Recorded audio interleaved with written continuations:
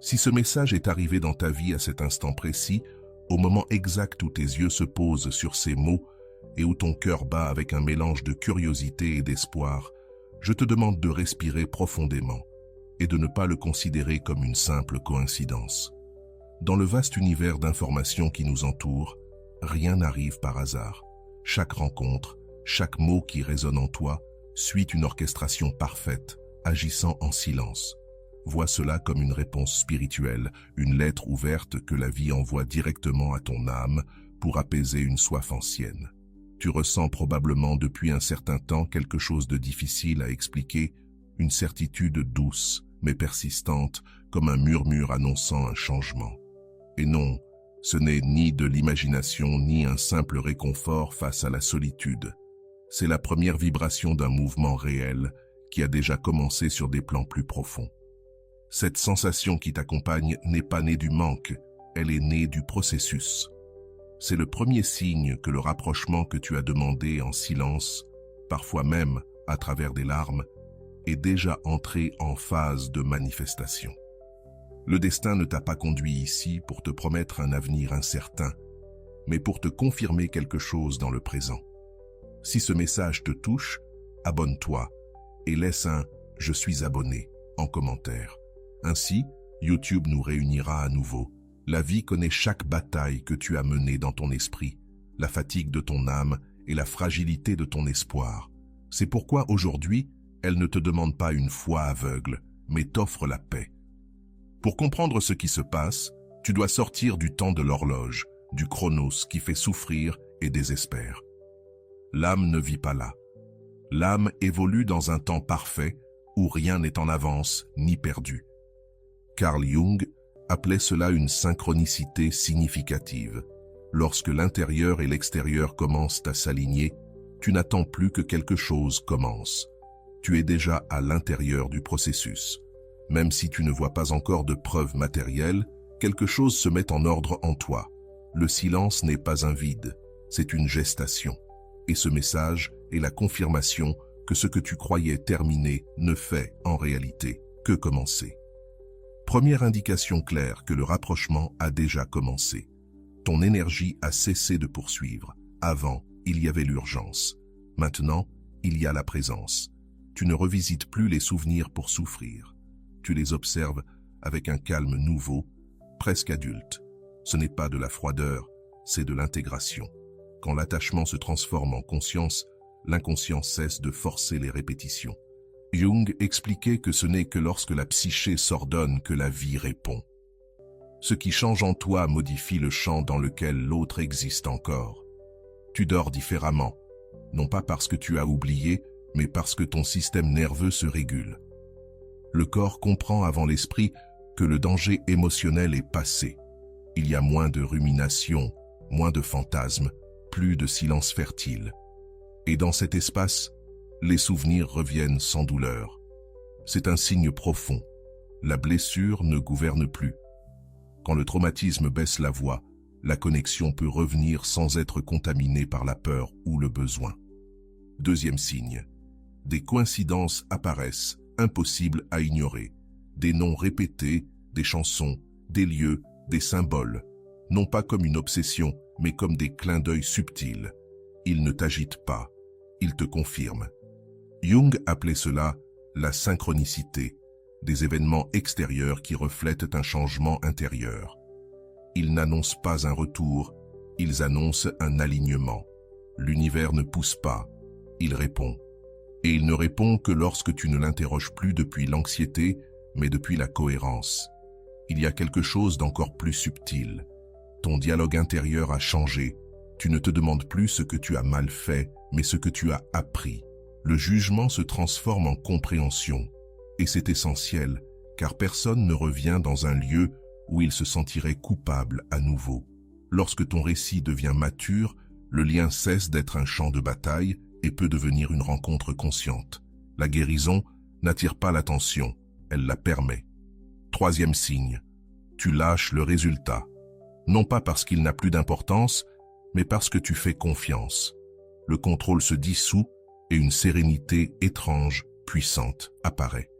Épictète disait que la paix naît lorsque l'on distingue ce qui dépend de nous de ce qui n'en dépend pas.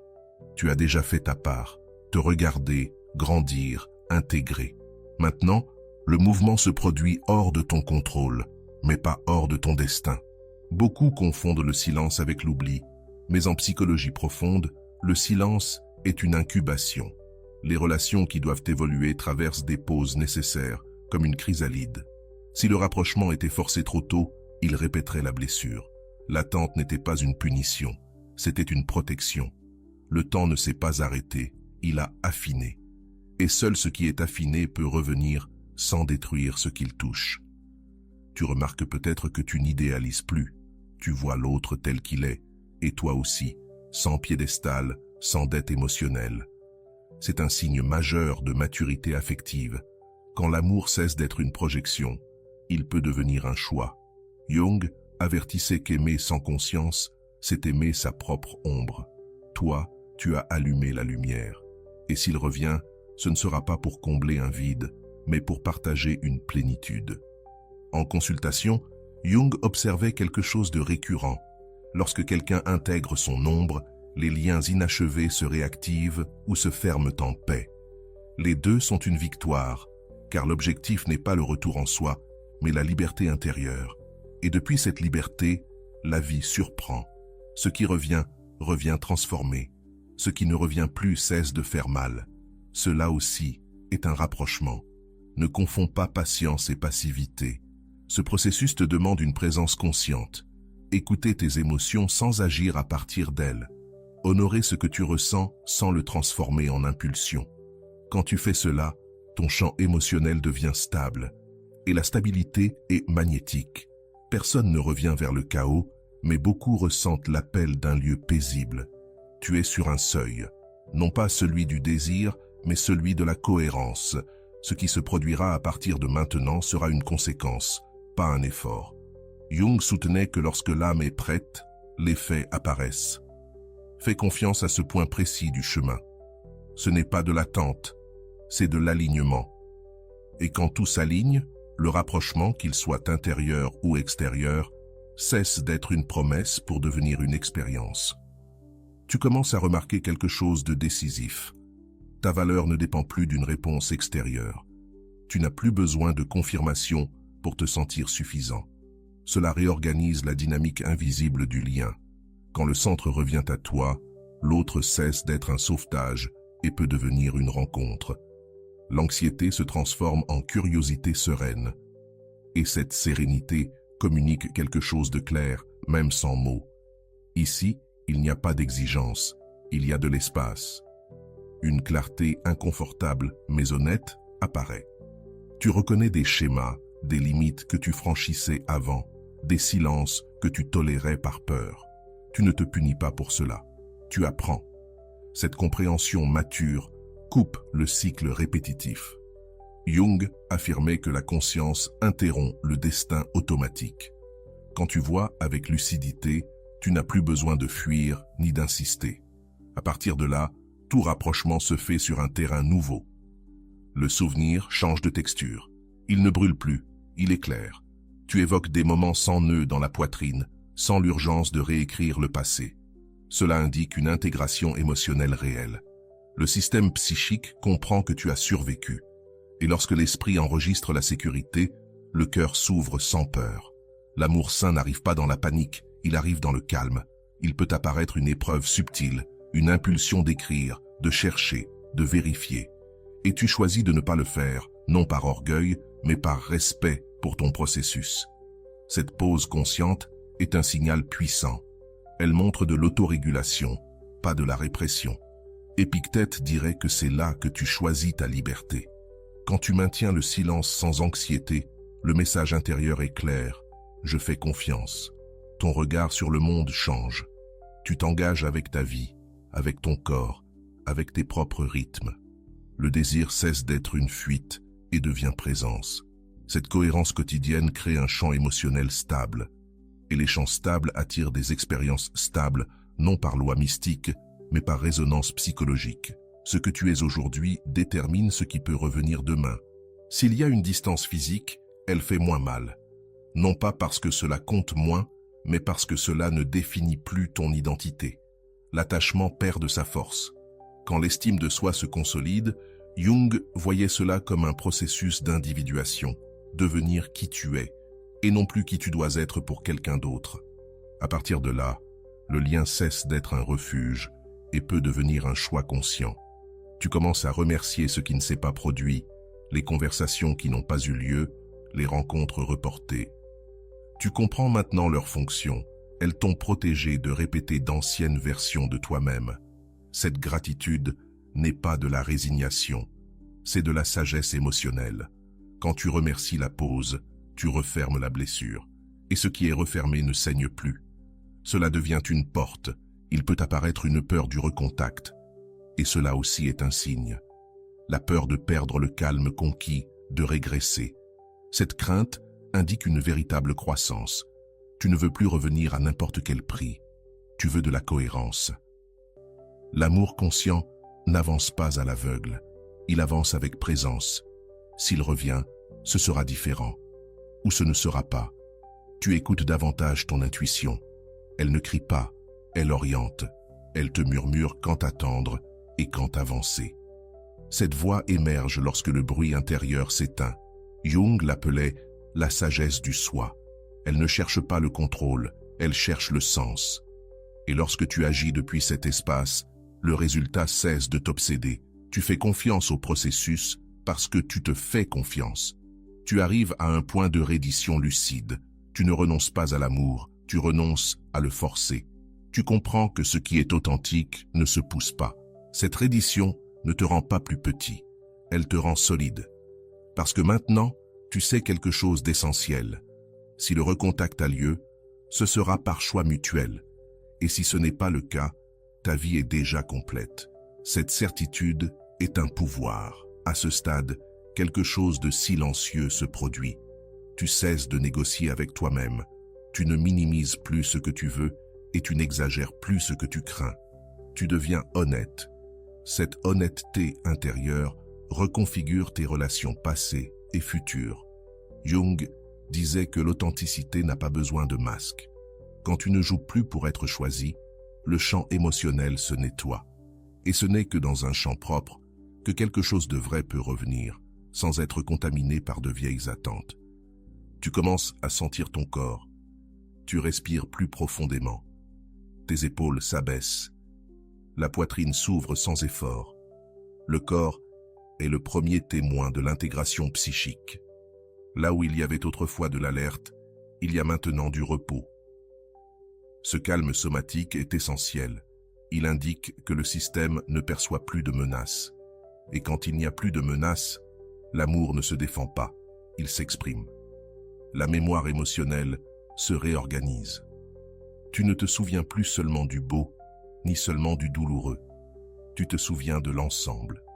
C'est cela, la maturité.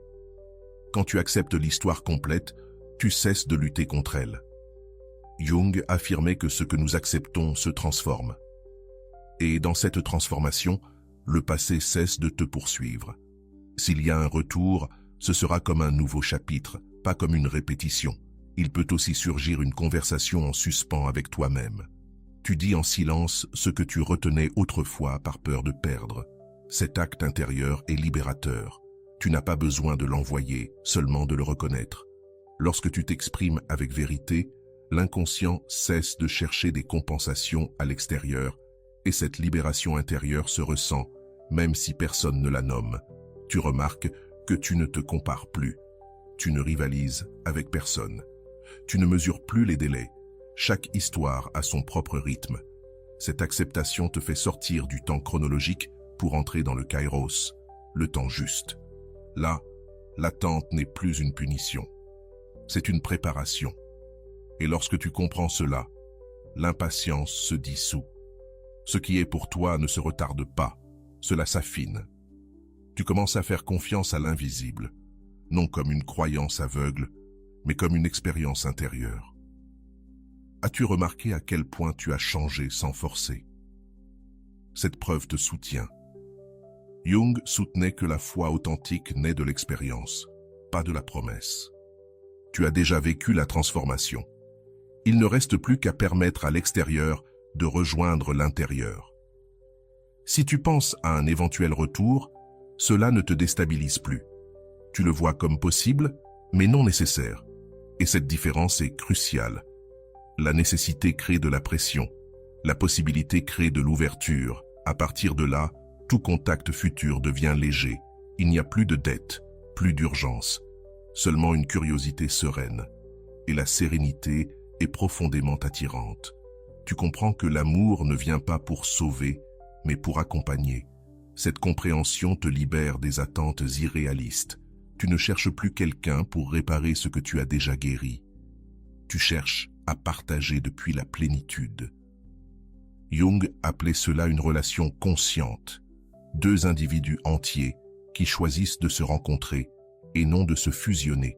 Ce type de lien ne s'use pas, il évolue. Tu deviens plus sélectif avec ton énergie. Tu ne te fermes pas, tu te respectes. Tu sais quand ouvrir et quand attendre. Ce discernement est une preuve de respect de soi. Et lorsque tu te respectes, tu enseignes aux autres comment t'aimer. Ce message va plus loin que tu ne l'imagines. L'inconscient collectif perçoit la cohérence et répond « Tu es prêt même si tu ne l'annonces pas. Prêt pour ce qui revient et prêt pour ce qui ne revient pas. » Cette disponibilité sans attachement est le point exact où la vie se met en mouvement. Jung disait que lorsque l'individu est complet, le destin cesse de pousser. Fais confiance à cet état. Ce n'est pas une pause, c'est une antichambre. Et ce qui traverse une antichambre consciente n'arrive jamais par hasard. Quelque chose en toi cesse d'anticiper la douleur. Tu n'imagines plus des scénarios pour te protéger, ni des dialogues pour te défendre. Cette vigilance intérieure s'éteint. À sa place apparaît une confiance corporelle, non pas naïve, mais stable. Quand le système cesse d'anticiper la menace, le présent devient habitable. Jung dirait que c'est là que l'ego se repose et que le soi prend la direction. Depuis cet espace, rien de ce qui arrive ne peut te désorganiser. Tu écoutes avec plus d'attention, pas seulement les autres, toi aussi. Tu ressens quand quelque chose résonne et quand ce n'est pas le cas, sans te justifier. Cette justesse intérieure est un signe clair d'intégration. Le bruit émotionnel diminue. Le signal devient plus fort. Et quand le signal est clair, le chemin se simplifie. Tu n'as plus besoin de signes spectaculaires. La cohérence intérieure que tu incarnes désormais te suffit. Et à ce moment-là, l'attente change définitivement de sens. Ce n'est plus un couloir sombre, c'est un espace de préparation. Tu réalises que ce temps t'a rendu quelque chose d'essentiel, la dignité émotionnelle. Tu ne mendis plus l'attention, tu ne poursuis plus les réponses, tu es présent. Jung observait que lorsque la dignité est restaurée, les liens se reconfigurent. Ce qui revient le fait avec respect ou ne revient pas. Tu commences à lâcher des questions inutiles. Et s'il ne revient pas? Et s'il revient différent? Ces questions ne te gouvernent plus. Tu acceptes l'incertitude sans anxiété. Cette acceptation n'est pas une reddition passive, c'est une force psychologique. Quand tu peux soutenir l'inconnu, tu deviens libre. Et la liberté intérieure est le terrain le plus fertile pour toute rencontre authentique. Ton récit intérieur devient plus bienveillant. Tu ne te parles plus depuis l'exigence, mais depuis le soin. Ce changement transforme ta manière d'aimer, car personne ne peut réellement rencontrer l'autre sans d'abord s'habiter soi-même avec respect. Jung disait que la relation à soi est le modèle de toutes les autres. Tu viens de changer ce modèle, et cela change tout. Si le souvenir apparaît, il ne t'emporte plus. Tu le regardes passer comme un nuage. Cette distance émotionnelle n'est pas de la froideur, c'est de la conscience. Elle signifie que tu n'es plus fusionné avec l'histoire et que seul celui qui se sépare intérieurement peut se retrouver sans se perdre. L'amour conscient ne s'agrippe pas. Il rencontre et il lâche quand c'est nécessaire. Tu remarques que ton temps se réorganise. Tu cesses de reporter ta vie en attendant un dénouement. Tu fais des projets, tu décides, tu t'engages envers toi-même. Cette action silencieuse envoie un message puissant à l'inconscient. je suis complet. Jung soutenait que la psyché répond aux actes, pas aux désirs. Tu agis depuis la cohérence, et cela met la réalité en mouvement. Il y a une nouvelle sérénité dans tes décisions. Tu ne doutes pas éternellement. Tu ne te précipites pas. Tu choisis depuis un juste milieu. Cette tempérance est un signe de maturité émotionnelle. Le drame perd de son attrait lorsque la paix devient familière. Et depuis cette familiarité, tout lien qui revient doit être à la hauteur ou simplement ne plus correspondre. Tu commences à faire confiance à ton processus. Tu n'as plus besoin de le comparer ni de l'expliquer. Tu sais que ce qui s'est produit avait un sens, même si cela a fait mal. Cette compréhension intègre le passé et le présent. Jung appelait cela la réconciliation psychique, prouver que tu ne luttes plus contre ton histoire. Et lorsque tu ne luttes plus, l'histoire cesse de se répéter. Tu arrives à une certitude silencieuse. Toutes les retrouvailles ne sont pas physiques, mais toute rencontre véritable commence à l'intérieur. Tu as déjà fait ce chemin. Désormais, ce qui se produira à l'extérieur sera un reflet, non une compensation. Reste dans cet état. Ce n'est pas une fin, c'est un seuil. Et celui qui traverse un seuil en conscience ne revient jamais aimé depuis la blessure. Tu commences à ressentir quelque chose d'inattendu, de la gratitude pour la personne que tu as été, même pour tes erreurs, pour tes tentatives maladroites d'aimer. Elles ne te font plus honte, elles t'expliquent. Cette réconciliation intérieure est un signe profond de clôture émotionnelle. Jung disait que seul celui qui honore son passé peut cesser de le répéter. Quand tu remercies, tu lâches prise. Et quand tu lâches vraiment, la vie comprend qu'elle peut avancer sans te blesser. Ton attention cesse de tourner autour d'une absence. Elle se pose sur ce que tu construis aujourd'hui. Ce déplacement est clé. Ce n'est pas l'oubli, c'est l'intégration. Le souvenir n'occupe plus le centre de la scène. Il s'assoit dans la salle.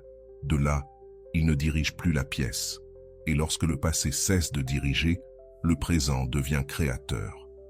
Ce changement intérieur modifie toute possibilité future. Une confiance douce apparaît dans ton intuition. Tu ne la remets plus en doute. Tu l'écoutes sans dramatiser.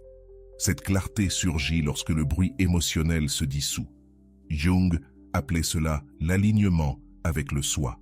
Tu n'as plus besoin de signes constants, car tu sais lire ton état intérieur, et quand tu sais le lire, tu ne te perds plus dans les promesses. Tu demeures dans la vérité.